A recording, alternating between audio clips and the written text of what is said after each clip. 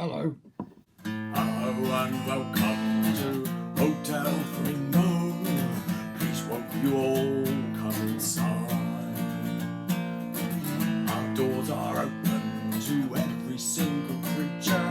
Our motto is the source of all our pride. Hello and welcome. So I'm Alex Milway, back again to talk Hotel Flamingo. And as you can see, joining me today is this model I made to go in bookshop windows and stuff when we launched the first book. You can see there is a little tea bear. Oh, hang on, where's it going? There it is. Hello and welcome. That's my tea bear voice, which is why I'm wearing my hat, because today I am tea bear. So today, you've had the song, I think that'll probably do. You don't need any more of me singing. On top of that, we're going to be crafting. We're going to be making a hotel. And for that, you're going to need a cereal box.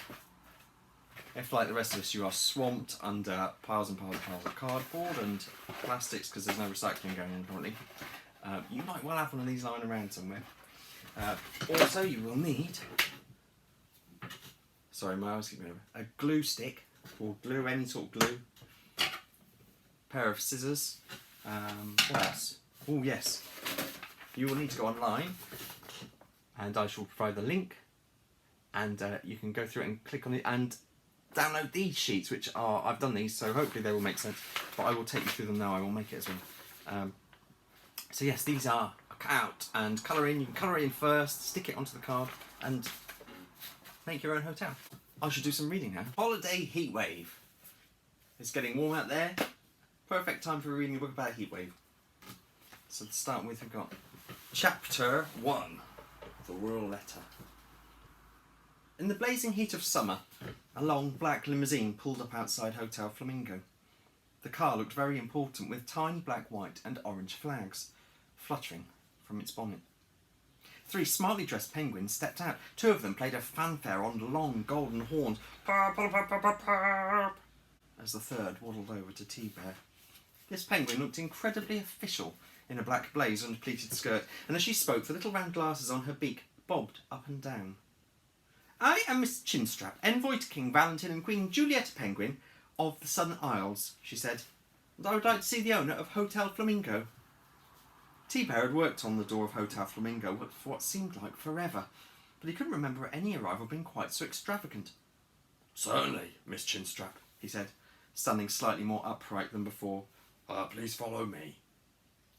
Tea Bear ushered the penguin through the lobby past Lemmy, a wide-eyed ring-tailed lemur on the front desk, and knocked on the office door. Miss DuPont, said Tea Bear, pushing the door open, may I present to you Miss Chinstrap, envoy to the King and Queen Penguin. Anna leapt up from her chair. Good morning, Miss Chinstrap, she said nervously. How can I help? Miss Chinstrap sniffed and gazed about the office, noting every speck of dust, every tilted picture frame, and every book out of line on the shelf. The King and Queen Penguin would like to stay at your hotel, she said. Here? Said Anna, a little shocked. Really? Yes, said Miss Chinstrap. Anna's heart started racing. She'd never met royalty before. Her thoughts ran away with themselves. How do you cook for a king or queen? Do they all talk the same language as everyone else? And, when are our royal guests hoping to stay, she asked. In 3 days' time, and staying for 7 nights, said Miss Chinstrap. They apologised for their last-minute decision. The Queen decided she would like to try something different from the Glitz. The Glitz was an exclusive hotel, and Hotel Flamingo's main competition on Animal Boulevard. Its owner, Mr. Ruffian, did everything in his power to make life difficult for Anna. They chose us over the Glitz, said Anna, astonished. Yes, please be aware that if Hotel Flamingo falls below the standards necessary, said Miss Chinstrap, it is perfectly easy to return there. Standards? Miss Chinstrap removed a black folder from her handbag and passed it to Anna. You'll find all the information you need in here, she said, tapping the folder with her wing.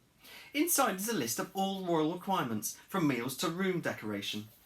Anna flipped through the folder, scanning page after page of instructions. Good grief, there's a lot, isn't there? She said. Miss Chinstrap dipped her head and squawked. As royal envoy, she said, I have a duty to ensure everything is perfect. Perfection is my name, my aim, and my absolute game. Oh, mine too, said Anna. I love perfection. Miss Chinstrap raised a feathery eyebrow above her glasses and leant across to correct Anna's slanting hat. "We are facing a heat wave, and penguins are not suited to extreme heat," she said. "I take it you will be able to deal with that." "Of course," said Anna.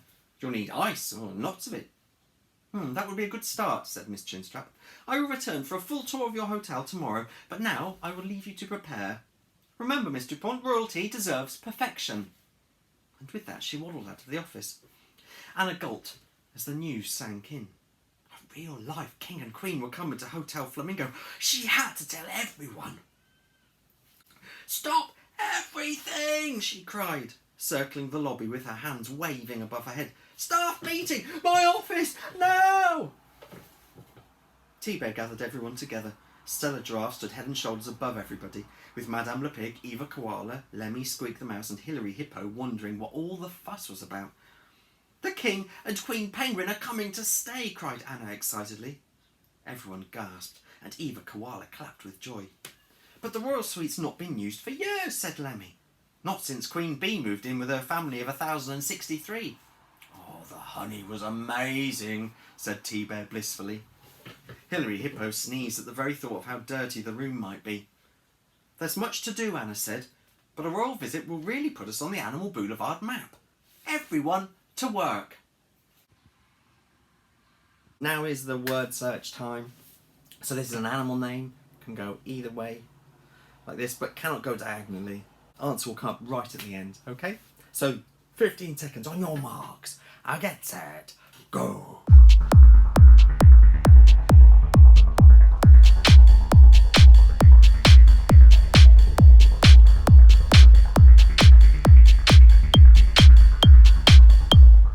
Right then, do you have everything ready? Pencil, crayon, glue, cardboard, printouts, scissors. If you're all ready, let's get going. Very important note, scissors are sharp. Ask your parents to help you, or a big sister or big brother, if you have to do any fiddly bits and you're a bit worried about getting it right. Always be safe. Right then, so let's start off by colouring it in. Now you don't have to stick to the same colours as in the book. See, I've done it this kind of sky blue colour, but Anna paints it when she gets there. Or rather, Stella paints it when she turns up. So you could pick really bright day glow colours. Could be red, could be purple, could be orange, could be whatever you like. Make it as bright and colourful as possible. Let's get cracking.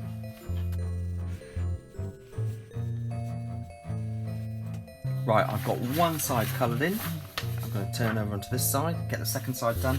If you want to pause the video at any point and catch up, just pause it, do your bit, and then we're on the next stage. I'm going to finish the next bit now.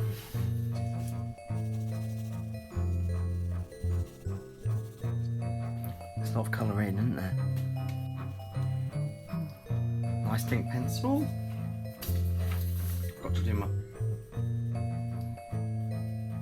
lovely pink flamingo. Just going to colour in my roof.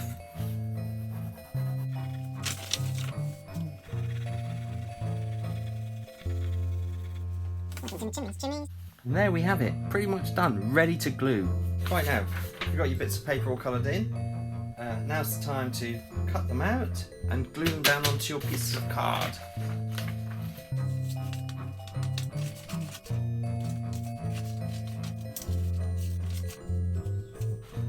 Take care cutting out the fiddly chimneys because they are fiddly. Time to glue it down. Let's glue.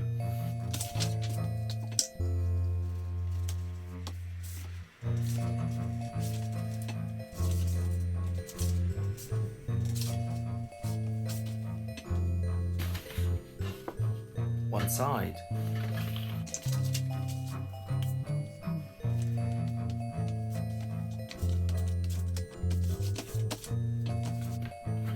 Two sides. Right then, we're almost there. Not much more to do really.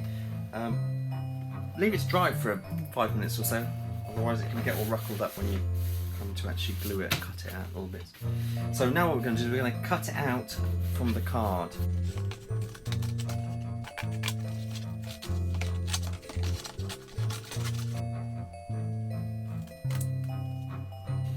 Once again, take a lot of care over the little chimneys because they will fall off and they are really delicate and probably will annoy you while you're cutting them out.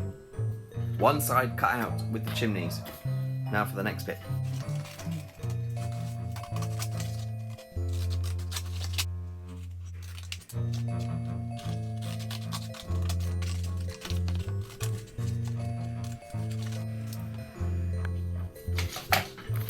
Two sides done. Now is a good time to tidy up your workspace. Oh, and don't forget to do your little characters. If, like me, you forgot to do them, you can always do them later on. Look, they are little characters. Okay, at this point you've got your two sides. So the bits that you just need to do now, you just scissors again. You'll see there are these dotted lines just there on each side. So you need to cut down those like this. Just to where it ends, like that. Same on the other side, just to where it ends,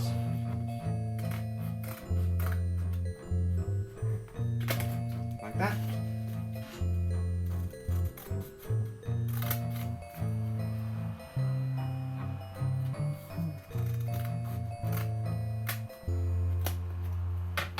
Okie doke.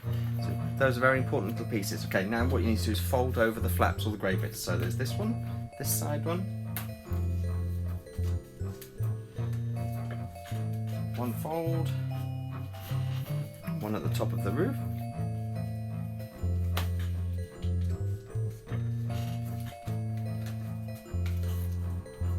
at this point sometimes it's easier to use a ruler to help make the fold really nice and tight.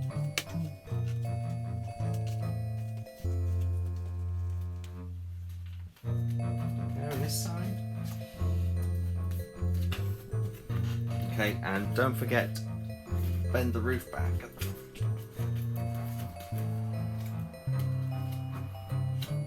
That's it. Make all the joints nice and folded. So there we go. So we've got all of the folds are folded, and we've got our two side cuts.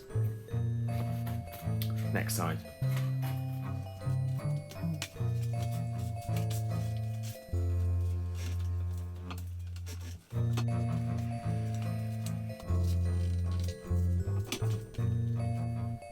Okay, so when you get to that point with the flaps done, you need to now put a fold down the sides like this.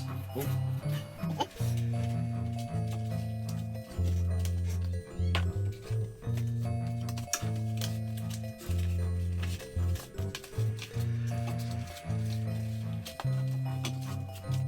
Okay, now we've got our two sides. Right then, so with your two sides looking like this, with the bend in them, here's the fun part. With all the flaps folded in, slide one bit together so it goes all the way down. Oh, if you haven't cut quite far enough like me, you're going to get a little bit left over. So let's make one of those slightly longer holes. Not too much, there we go. So make sure the flaps are folded inwards. Slide them down like that. Right, now, can you see how that fits in nicely? What you need to do is put a bit of glue now on the two bits here. Just on the flaps.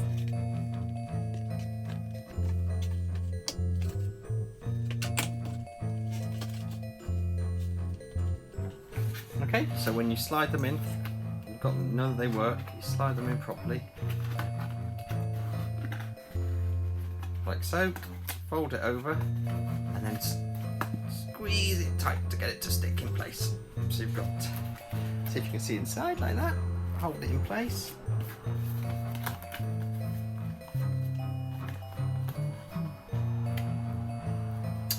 And we wait.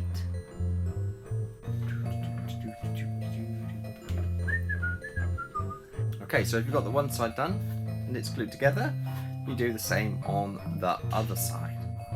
Once again, with that slid into place, you glue it. You just need to hold them together for a bit so that they stick.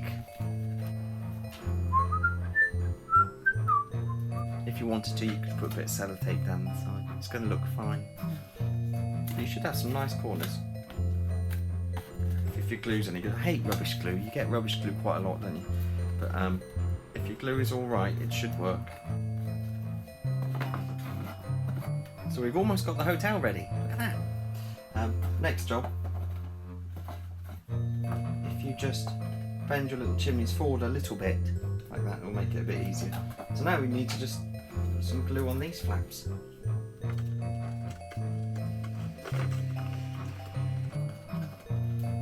And last but not least, this top flap here, the top of the roof.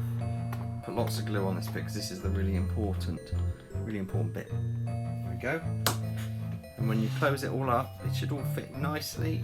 That flap goes over the top, and you hold it down, and then you just have to hold it in place. Look, and now you've got your chimney sticking over the top. Hold it in place for however long it takes now. Right then, so with your hotel pretty much done, glue setting, you get your little figures, and you see this dotted line that's on both the little standy bit and then bit. You put little cuts down those lines like this. Just like that. And one on this one. Just like that. Pop them together. Should slide in. There we go. And you've got a little stand. You can stand them in front of your hotel.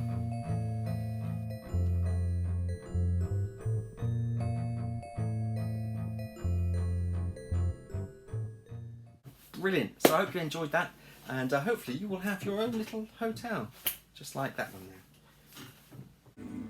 there. Aggie says, thank you for watching.